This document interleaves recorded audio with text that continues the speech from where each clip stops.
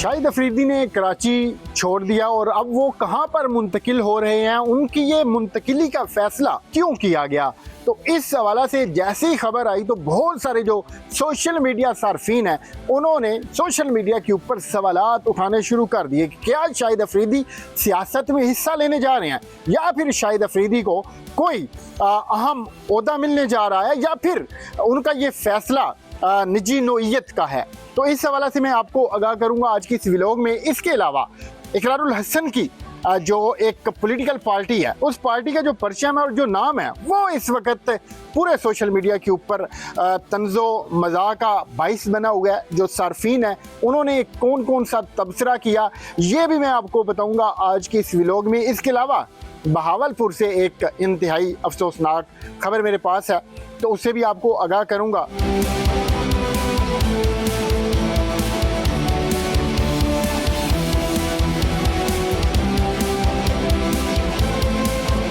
आप देख रहे हैं DS डिजिटल टीवी, मैं हूं ज़ुबैर रहमान। पाकिस्तान कौमी क्रिकेट टीम के साबिक कप्तान और ऑल राउंडर शाहिद खान अफरीदी ने कराची को हमेशा के लिए खैरबाद कह दिया और अब वो इस्लामाबाद मुंतकिल हो रहे हैं अपनी पूरी फैमिली के समेत। अब अफरीदी साहब ने खुद ये बताया, उन्होंने इस बात की वजाहत की कि वो कुछ निजी मसरूफियात की बिना पर उन्होंने ये फ़ैसला किया है कि उन्हें इस्लामाबाद जाना चाहिए। इसके अलावा उन्हें माजी में मुख्तलिफ़ ओहदों की ऑफ़र्स आई जिसको उन्होंने ठुकरा दिया, उन्होंने कबूल नहीं किया। तो इस तरह का उनका कोई इरादा नहीं है और ना ही वो किसी किस्म की कोई जो सियासी सरगर्मी है उसका आगाज़ करने जा रहे हैं। यानी कि एक तो किसी ओहदे की तरफ नहीं जा रहे, दूसरा सियासत में उनकी किसी किस्म की कोई दिलचस्पी नहीं है। हाँ, इससे पहले माजी में उन्होंने बहुत सारे बयानात दिए, चाहे वो इमरान खान साहब के हवाला से हों या फिर दीगर, वो उन्होंने ज़रूर दिए थे। और उन्हीं बयानात को मद्देनज़र रखते हुए लोग ये समझ रहे थे कि हो सकता है शाहिद खान अफरीदी इस्लामाबाद से अपनी सियासत का आगाज़ करने जा रहा हूँ। तो ऐसी कोई बात नहीं है, कुछ निजी वजूहात की बिना पर उन्होंने कराची को खैरबाद कह कर इस्लामाबाद में मुस्तकिल बुनियादों पर मुंतकिल होने का फ़ैसला कर लिया है। अब जी इकरारुल हसन साहब मारूफ क्राइम प्रोग्राम के एंकर हैं। इसके अलावा रमज़ान ट्रांसमिशन जब से उन्होंने की उसके बाद वो बहुत ज़्यादा वायरल हुए। उन्होंने गुज़श्ता दिनों में अपनी एक जो सियासी पार्टी थी या फिर सियासी तहरीक थी उसके आगाज़ का लाहौर के प्रेस क्लब में एक वहाँ पर उन्होंने बाकायदा प्रेस कॉन्फ्रेंस की, जिस कॉन्फ्रेंस के दौरान उन्होंने साफ़ियों के सवालात का जवाब भी दिया और फिर उन्होंने अपनी पार्टी का नाम और जो उस पार्टी का परचम है या उसकी रोनुमाई की। अब जो पार्टी का उनका परचम है उसका कलर रेड है, जबकि ऊपर येलो जो चांद सितारा है वो बना हुआ है। यानी कि ये जो हमारा टर्की एक इस्लामी मुल्क है ये उससे मिलता जुलता है। अब इसके ऊपर जो सोशल मीडिया सार्फिन है उन्होंने बड़े दिलचस्प जुमले लिखे, तो वो जुमले हैं क्या वो मैं आप लोगों के सामने रखता हूँ।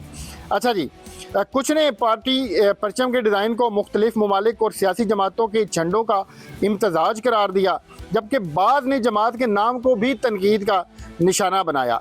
एक सोशल मीडिया सारफ ने तंज़िया लिखते हुए कहा कि इकरारुल हसन ने खुद को साबित किया कि वो रेड फ्लैग हैं। एक और सारिफ ने ये लिखा ये तो सोवियत यूनियन का परचम लग रहा है।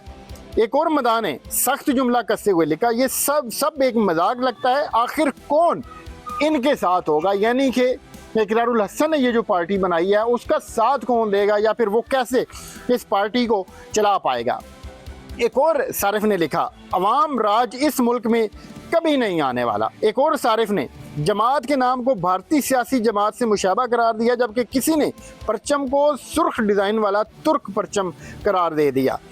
तो इकरारुल हसन की जो सियासत में आमद है, जहां इनके मदाओं को हैरान कर रही है, वहाँ पर सोशल मीडिया के ऊपर जो मुख्तलिफ मीम्स हैं, जो लोग हैं वो इसका मजाक भी बना रहे हैं और कुछ लोग जो हैं वो इकरारुल हसन के लिए नेक तमन्नाओं का इजहार भी कर रहे हैं। इकरारुल हसन ने कहा है कि वो खुद किसी भी किस्म का कोई ओहदा नहीं लेंगे, बल्कि वो ये चाहते हैं कि जो आम लोग हैं उनमें से किसी को मुंतखब किया जाए ओहदों के लिए। तो उन्होंने नौजवानों को भी अपने साथ शामिल होने का कहा है। इससे पहले एक उन्होंने पूरी सरेआम टीम बनाई थी जिसमें पूरे मुल्क से उन्होंने जो नौजवान हैं वो शामिल किए थे। तो ये फ़िलहाल इस वक्त इकरारुल हसन के हवाले से ख़बर है।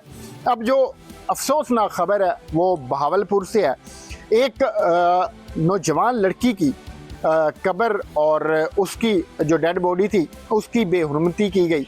ये करने वाला एक वो शख्स था जो कि मुबैना तौर पर काला जादू करता था और ये काला के नाम से बहावलपुर में बहुत मशहूर था। पुलिस को जब इस वाक़या की इत्तला मिलती है वो मौका पर पहुंचते हैं, वो जो कब्र है उसको देखते हैं, फिर जो डेड बॉडी थी उसको देखते हैं। तो उसके बाद फिर पुलिस ने जब अपनी तफ्तीश का दायरा कार है उसको वसी किया और फिर इन्वेस्टिगेशन में जो चीज़ें सामने आई वो सीधी ये जो काला नामी शख्स था जिसके मुतल्लिक उस पूरे इलाका में मशहूर है कि ये काला इल्म करता है, काला जादू करता है और वो इस तरह की जो हरकतें हैं वो अक्सर औक़ात इलाका में करता रहता था। तो पुलिस ने उसको गिरफ़्तार किया और इस वक्त ये ख़बर आ रही है कि उसके साथी को पकड़ने के लिए पुलिस ले जा रही थी। तो रास्ते में पुलिस के ऊपर हमला होता है और फिर फायरिंग के नतीजा में ये जो काला है ये मारा जाता है।